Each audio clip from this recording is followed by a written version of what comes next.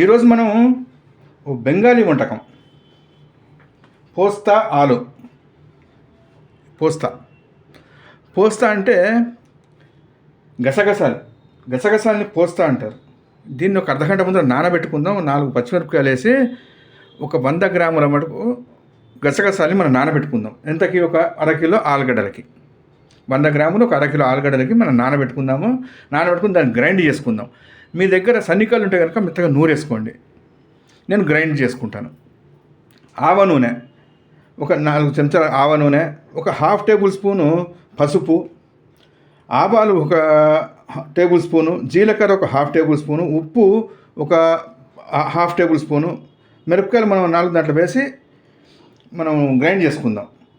Beetroot మీ దగ్గర ఉంటే వాడండి, లేకపోతే లేదు. కలర్ కోసం వేస్తున్నాం. ఇది వేసి తీసేస్తామండి. కలర్ రాగానే తీసేస్తాం.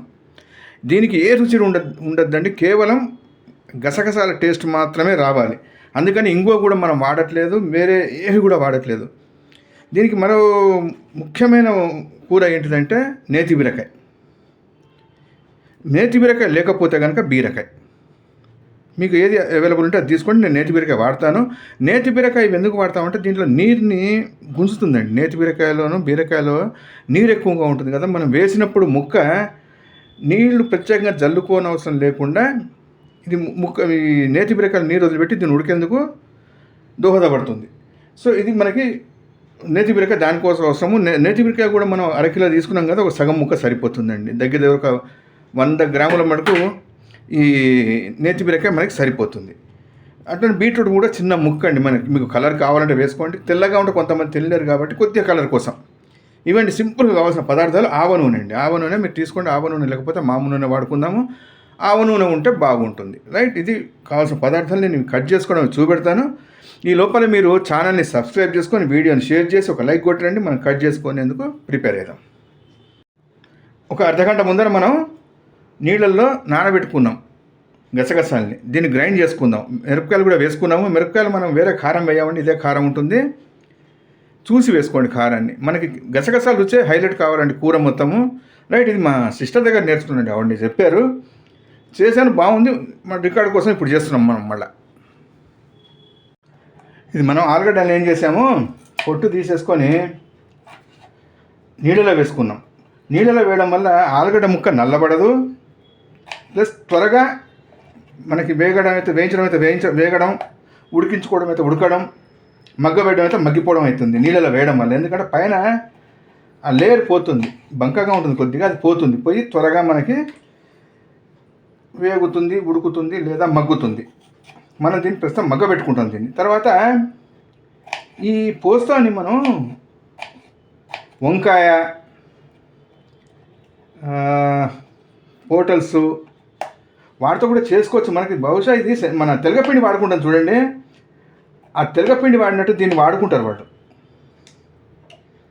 రుచి మనకు అద్భుతంగా ఉందండి. మనం రుబ్బి పెట్టేసుకున్నాం. గసగసాలని రుబ్బేసి రెడీగా పెట్టుకున్నాము. ఒక్క నిమిషం నేను ఇది కట్ చేసుకొని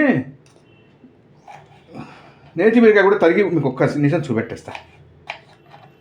నేతి బీరకాయని సన్నగా కట్ చేసుకుందాము. ఈ కట్ చేసే ముందర మీరు ఒక్కసారి చేదు చూసుకోండి. అది మీరు బీరకాయ వేయచ్చు లేదా నేతి బీరకాయ వేయచ్చు. చేదు ఉంటే కనుక వేయకండి. సన్నగా తరుక్కుందాం. మనకి ముక్కలు అసలు యాక్చువల్గా ఇవి సరిపోతాయి. ఎందుకంటే నీళ్ళ కోసం చెప్పే కదా. ఒకవేళ నీరు సరిపోకపోతే కనుక పైనుంచి చల్లుకుందాం. మ్యాక్సిమం పైనుంచి చల్లుకోకుండానే చూద్దాము. చల్లుకోవాల్సిన పరిస్థితి కనుక కొద్దిగా లైట్గా చల్లుకొని మనం చేసుకుందాం. రండి, మనం పొయ్యి అంటించుకొని ప్రాసెస్లోకి వెళ్ళిపోదాం. నూనె వేడెక్కింది. ఆవ నూనె వేడెక్కగానే కొద్దిగా పసుపు వేసుకుందాము. ఆవాలు, జీలకర్ర వేగుతాయి. వేగగానే ఆలుగడ్డ ముక్కలు వేసేసుకుందాం. 1 సెకండ్. మనకి నూనె కాగిపోయింది. కాగిన తర్వాత పోపు వేసుకున్నాం కదా, ఆలుగడ్డ ముక్కలు వేసేసుకుందాం. వేసేసి చక్కగా ఒకసారి పోపు ముక్కలు కంటేటట్టుగా కలుపుకుందాం. కలుపుకొని మూత పెడదాం. 1 నిమిషం మూత పెట్టి వదిలిపెడదాం. ఆ తర్వాత మనం ఈ నేతి బీరకాయ ముక్కలు కొద్దిసేపాకి వేసుకుందాం. మనం పసుపు అది వేసాం కదా, పసుపు కూడా ఎక్కువ వేసుకోకండి. ఏ రుచి కూడా డామినేట్ చేయొద్దు. కేవలం గసగసాల రుచి మటుకే మనకి నాలుకకి తగులుతూ ఉండాలి. వేరే రుచి ఏది తగలద్దు. అందుకని మనం గింగువ అట్లాంటివి ఏవి వేసుకోలేదు. రైట్. ఒక్క నిమిషం మూత పెట్టేద్దాం. మూత పెట్టేసి ఒక 2 నిమిషాలు వదిలిపెడదాం. మనం ఆలుగడ్డ ముక్కలు వేసి ఒక 2 నిమిషాలు వదిలిపెట్టాం. ఇప్పుడు ఏం చేద్దాం, బీట్రూట్ వేస్తున్నాం. ఇది కేవలం రంగు కోసం వేస్తున్నాం, రుచి కోసం కాదు. రంగు అంటుకుంటుంది, రైట్గా ఎరుపు రంగు ధనం వస్తుంది, అది దానికోసం. పసుపు వేసాము, కొద్దిగా బీట్రూట్ వేసుకున్నాము లైట్ కలర్ కోసం. ఇప్పుడు ఏం చేద్దాము, ఒక్క నిమిషం ఆగి నేతి బీరకాయ ముక్కలు కూడా వేసేసుకున్నాం 1 నిమిషంలో. బీట్రూట్ ముక్కలు వేసి మనకి 1 నిమిషం వదిలిపెట్టాము, కలర్ అంటుకుంది చక్కగా. నేతి బీరకాయ ముక్కల్ని వేసేసుకుందాం. వేసేసుకుని ఒక్కసారి కలుపుకొని మూత పెడదాం. మళ్ళీ మూత పెట్టి 1 నిమిషం అవసరమైతే కనుక నీళ్ళు చల్లుదాము, ఉప్పు కూడా వేద్దాము. ఇప్పుడే ఉప్పు వేసుకుందాము, ఉప్పు అవసరమే. ఇప్పుడు ఉప్పు 1 నిమిషం ఆగి ఉప్పు వేసుకుందాము. ఉప్పు వేసిన తర్వాత నీరు చల్లడం అవసరం లేదో తెలుస్తుంది. మూత పెట్టి వదిలిపెట్టి నేతి బీరకాయ ముక్కలు వేసిన తర్వాత 1 నిమిషం వదిలిపెట్టాం కదా. ఇప్పుడు ఏం చేద్దాము, ఉప్పు వేసుకుందాం. సరిపడ ఉప్పు వేసుకొని కలిపేసుకొని 1 సెకండ్ మళ్ళీ మూత పెట్టి వదిలిపెడదాం. వదిలిపెట్టిన తర్వాత గసగసాలు పేస్ట్ చేసుకుందాం. దీని తర్వాత ఉప్పు వేసుకొని మూత పెట్టి వదిలిపెట్టాం కదా, మంచిగా చక్కగా మగ్గుతుంది. ఇప్పుడు ఏం చేద్దాం, గసగసాల పేస్ట్ వేసేసుకుందాం. వేసేసి ఒక్కసారి కలుపుకొని, ఈ గసగసాలది పచ్చివాసన కొద్దిసేపట్లో పోతుంది. ఒక 2 నిమిషాల్లో చూసుకుందాం. నీళ్లు ఇంత మడుపు అయితే మనం జల్లలేదు, అవసరం పడవచ్చేమో చూద్దాం. మనకి ఆలు పోస్తో పూర్తయిందండి, కంప్లీట్ అయింది. ఉప్పు సరి చూసుకోండి, దింపే ముందర ఉప్పు సరిపోతే పైన కొద్దిగా వేసుకోండి. నీళ్లు మనం జల్లుకోలేదండి, నీళ్లు జల్లకుండానే మనకి పని అయిపోయింది. ఒకవేళ నీళ్లు జల్లవలసిన అవసరం వస్తే కనుక కొద్దిగా లైట్గా నీళ్ళు వేసుకోండి. నీళ్లు వేసి కూరని పూర్తి చేయండి. ఇది మీకు చపాతీల్లోకి, రైస్లోకి, బెంగాల్లోకి మనకి దగ్గర పోలికలండి. వాళ్ళు కూడా రైస్ అండి, ముఖ్యంగా తినేది రైస్. మనం కూడా రైసే కాబట్టి రైస్లోకి చాలా బాగుంటుంది. రైట్. 1 నిమిషం దింపేసుకుంటానండి. దింపేసుకొని తర్వాత స్టెప్లోకి వెళ్ళిపోదాం. ఇది మనకి వేడివేడిగా తయారైనటువంటి ఆలు పోస్తో బెంగాలీ వంటకం.